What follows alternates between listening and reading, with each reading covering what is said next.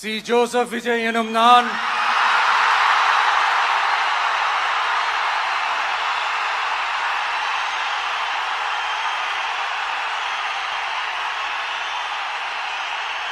சட்டப்படி அமைக்கப்பெற்ற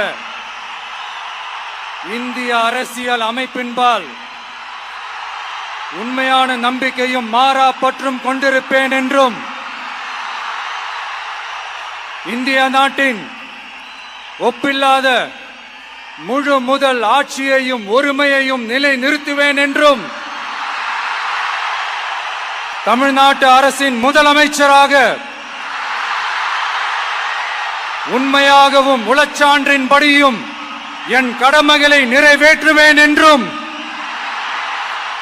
அரசியல் அமைப்பிற்கும் சட்டத்திற்கும் இணங்க அச்சமும் ஒருதலை சார்பும் இன்றி விருப்பு வெறுப்பை விலக்கி பலதரப்பட்ட மக்கள் அனைவருக்கும் நேர்மையானதை செய்வேன் என்றும் ஆண்டவன் மீது ஆணையிட்டு உறுதிமொழிகிறேன்.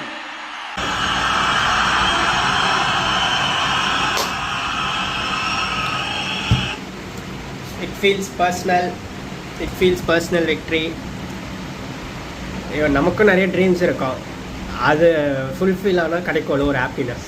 அந்த லெவல் ஹாப்பினஸ் இப்போ கிடைக்கிது. Honourable chief minister of Tamil Nadu, அவர் தளபதி, அவர் அண்ணன் தளபதி விஜய்னா